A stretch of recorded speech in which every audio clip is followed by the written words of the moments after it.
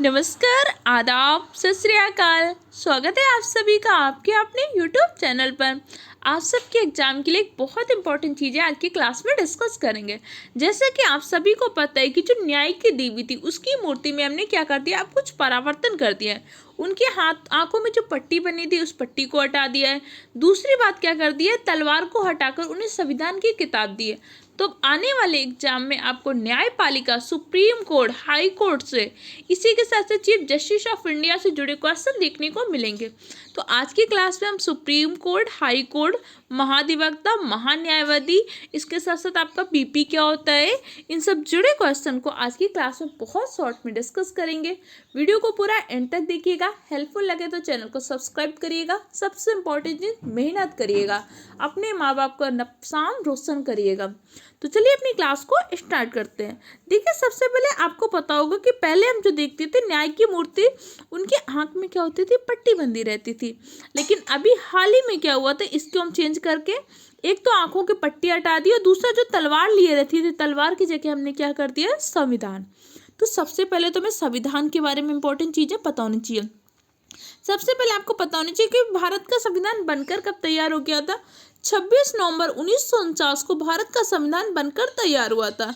26 नवंबर 1949 को हमने अपने संविधान का अंगीकरण कर लिया था, इसीलिए हम 26 नवंबर को संविधान दिवस के रूप में मनाते हैं। लेकिन हमने अपना संविधान लागू किया था 26 जनवरी 1950 को। इसी दिन हमने भारत को क्या किया था, गणतंत्र भी घोषित किया था। इसलिए 26 जनवरी को हमारा कौन सा दिवस होता है, 26 जनवरी को गणतंत्र दिवस होता है। भारत का संविधान बनकर तैयार हुआ था 26 नवंबर 1949 को, लागू हुआ था 26 जनवरी 1950 को। देखो, भारत का संविधान विश्व का सबसे बड़ा लिखित संविधान है। हमारे संविधान में 395 अनुच्छेद, 22 भाग और 8 अनुसूचियां थी वर्तमान में। लेकिन वर्तमान में कितनी अनुसूचियां होंगी, 12। इसी के साथ साथ आपके अनुच्छेद में अलग अलग परिवर्तन हुआ है। लेकिन अगर आप संख्या की दृष्टि देखेंगे तो आज भी 395 अनुच्छेद हैं। लेकिन अलग अलग, जैसे हमने 21 का ए है, 39 का ए है, अलग अलग आर्टिकल जोड़े हैं तो लगभग 444 से ऊपर आर्टिकल हो जाते हैं। ऐसे संविधान में मूल रूप से संख्या में देखेंगे तो 22 भाग हैं। लेकिन हमने अलग अलग भाग 4A, भाग 9A, भाग 9B ऐसे जोड़ा है, तो इस प्रकार आपके क्या हो जाते हैं, लगभग 25 भाग हो जाते हैं। मूल संविधान में 8 अनुसूचियां थी, लेकिन 4 अनुसूचियों को हमने जोड़ा है, तो वर्तमान में कितनी अनुसूचियां हैं, 12 अनुसूचियां। भारत का संविधान ना ही बहुत कठोर है ना ही बहुत लचीला है।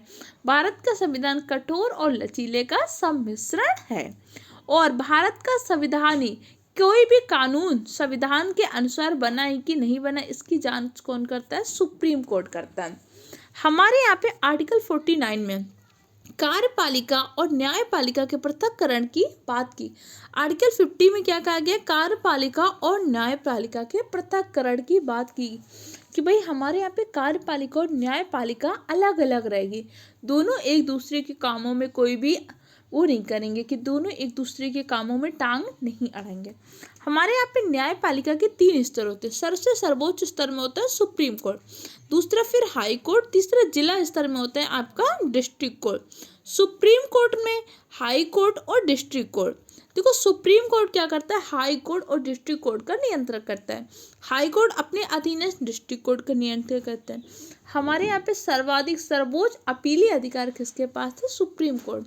अर्थात अगर आप डिस्ट्रिक्ट कोर्ट के फैसले से असंतुष्ट हैं तो आप कहाँ पे जा सकते हैं, हाई कोर्ट। अगर आप हाई कोर्ट के फैसले से असंतुष्ट हैं तो कहाँ पर जा सकते हैं, सुप्रीम कोर्ट। लेकिन सुप्रीम कोर्ट का फैसला क्या होगा, आपको मानना ही पड़ेगा, आपके लिए बाध्य होगा, क्योंकि सुप्रीम कोर्ट अंतिम अपीली अधिकार है। कई बार इनके आर्टिकल पूछ लेते हैं। तो अनुच्छेद 124 में उल्लेख है सुप्रीम कोर्ट का। अनुच्छेद 124 में किसका उल्लेख है, सुप्रीम कोर्ट का उल्लेख है। अनुच्छेद 129 में कहा गया है कि सुप्रीम कोर्ट क्या है, अभिलेखीय न्यायालय। सुप्रीम कोर्ट अभिलेखीय न्यायालय का मतलब क्या है, सुप्रीम कोर्ट जो फैसले देगा, इनके फैसले को कोर्ट ऑफ रिकॉर्ड में रिकॉर्ड के रूप में रखा जाएगा। अधीनस्थ न्यायालय इनके फैसले को रिकॉर्ड बनाकर नया फैसला दे सकते हैं। अनुच्छेद 214 में किसका उल्लेख है, अनुच्छेद 214 में उल्लेख है हाई कोर्ट का। अनुच्छेद 215 में कहा गया कि हाई कोर्ट क्या है, अभिलेखीय न्यायालय। हाई कोर्ट के फैसले को रिकॉर्ड बनाकर डिस्ट्रिक्ट कोर्ट क्या कर सकता है, फैसला दे सकता है। आर्टिकल 241 में क्या उल्लेख है? जिस प्रकार राज्यों में हाई कोर्ट होगा उसी प्रकार आपके केंद्र शासित प्रदेश यूटी में भी हाई कोर्ट होगा। दो राज्यों या एक केंद्र शासित प्रदेश का संयुक्त हाई कोर्ट भी हो सकता है। जैसे उत्तर प्रदेश का अपना अलग हाई कोर्ट है, इलाहाबाद हाई कोर्ट। लेकिन जैसे आपके कुछ हाई कोर्ट ऐसे होते हैं जैसे दो राज्यों के एक साथ काम कर रहे हैं, तो दो राज्यों का एक हाई कोर्ट भी हो सकता है, एक राज्य का एक हाई कोर्ट भी हो सकता है। ये आपके हाई कोर्ट और सुप्रीम कोर्ट से जुड़े हुए महत्वपूर्ण आर्टिकल हैं। याद रहेंगे कि नहीं रहेंगे? देखो 2 से 3 बार रिवाइज करिएगा, चीज़ें आपको याद हो जाएंगी। इसी प्रकार हमारे यहाँ पे क्या होती है? डिस्ट्रिक्ट कोर्ट होती है। अब देखो कई बार ऐसा होता है कि भाई किसी व्यक्ति ने सरकार के खिलाफ कोई केस कर दिया। अब अगर सरकार के खिलाफ केस हो जाएगा तो केस लड़ने सरकार तो नहीं आएगी। ऐसा तो नहीं कि भारत का राष्ट्रपति कोर्ट आ जाएगा, भारत के प्रधानमंत्री कोर्ट आ जाएंगे। तो उसके लिए क्या होता है? महान्यायवादी और महाधिवक्ता होते हैं। सबसे पहले महान्यायवादी, आर्टिकल 76 में महान्यायवादी का उल्लेख किया गया है। महान्यायवादी भारत सरकार का सबसे बड़ा वकील होता है। अगर भारत सरकार को किसी केस में, किसी मामले में कोर्ट जाना पड़ा तो भारत सरकार की तरफ से कोर्ट कौन जाएगा? महान्यायवादी। महान्यायवादी का उल्लेख कहाँ पे? आर्टिकल 76 में। महान्यायवादी आपकी संसद में बैठक में भाग ले सकता है, संसद की कार्रवाई में बोल सकता है, लेकिन महान्यायवादी को मतदान देने का अधिकार नहीं होता। भारत सरकार का सबसे बड़ा वकील कौन होता है? महान्यायवादी। अब ये तो हो गया भारत सरकार की बात। अब कई बार क्या होता है किसी विशेष राज्य को जाना होगा, सिर्फ उत्तर प्रदेश को जाना है, सिर्फ राजस्थान को जाना है, सिर्फ मध्य प्रदेश को जाना है, तब कौन जाएगा?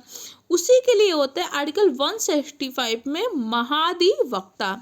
जिस प्रकार महान्यायवादी भारत सरकार का सबसे बड़ा वकील होता है, उसी प्रकार राज्य सरकार का सबसे बड़ा वकील होता है महाधिवक्ता। अगर राज्य सरकार को किसी मामले पर कोर्ट जाना है तो राज्य सरकार के कौन जाएगा? राज्य सरकार का महाधिवक्ता। राज्य सरकार का सबसे बड़ा वकील कौन होता है? महाधिवक्ता होता है। महाधिवक्ता आपके हाई कोर्ट और डिस्ट्रिक्ट कोर्ट में जाकर सुनवाई कर सकते हैं, जबकि महान्यायवादी आपके supreme court, high court, district court कहीं भी जाकर सुनवाई कर सकता है। महान्यायवादी और महाधिवक्ता को वेतन नहीं मिलता, इनको सुविधाएं मिलती हैं और बाकी सारे भत्ते मिलते हैं, लेकिन इनको वेतन नहीं मिलता है। ध्यान रहेगा कि नहीं रहेगा?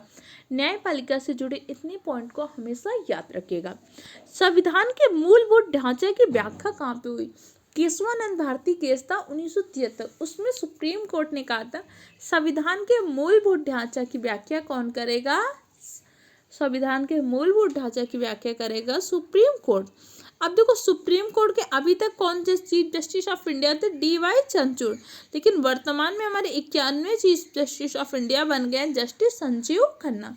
तो वर्तमान में भारत के चीफ जस्टिस ऑफ इंडिया कौन है? संजीव खन्ना जी हैं। याद रहेगा कि नहीं रहेगा? इतनी चीज़ें आपको याद रखनी है। कोई दिक्कत, कोई कन्फ्यूजन हो कमेंट सेक्शन द्वारा पूछ सकते हैं। स्पीड आपको हो सकता है थोड़ी सी ज़्यादा लगे तो आप यूट्यूब में ऑप्शन होता है, लिखिए, मल्टीपल टाइम याद करिए, इसकी एक अलग से नोटबुक बना लीजिएगा। उसके बाद आप किसी भी एग्जाम के पेपर उठा के देखिए, आपको सारे क्वेश्चन यहीं से मिलेंगे। बस आपको क्या करना है? याद करना है। डेली वीडियो सुनते जाइए, डेली नोट्स करते जाइए, जो आपको हेल्पफुल लगे। कहीं जा रहे हैं कुछ नहीं, इसको जैसे आप गाने सुनते हो ना, ऐसे इन वीडियो को सुनते चले जाइए, चीज़ें याद हो जाएंगी। मेहनत करना है। जीके को बहुत ज़्यादा बैठ के लर्न करने की जरूरत नहीं होती। जब आपको टाइम मिला, स्पीकर लगाया, कान में ब्लूटूथ कनेक्ट किया, बस फटाफट सुन लिया, चीज़ें याद हो जाएंगी।